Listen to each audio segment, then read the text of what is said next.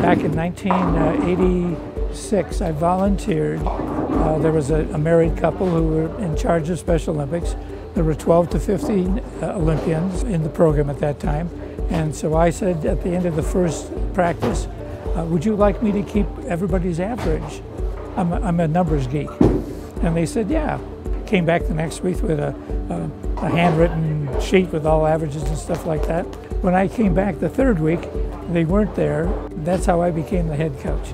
And I'm glad that they never showed up.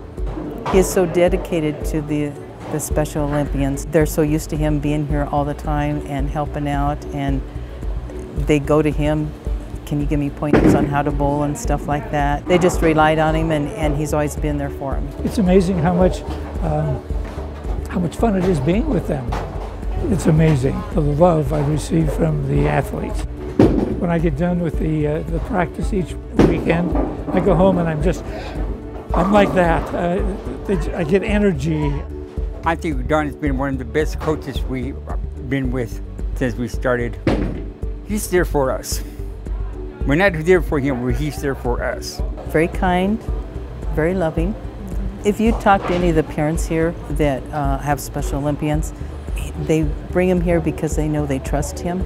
I would say to somebody who has never had an experience with Special Olympians, give it a try. It's just very, very rewarding. That's what I would say.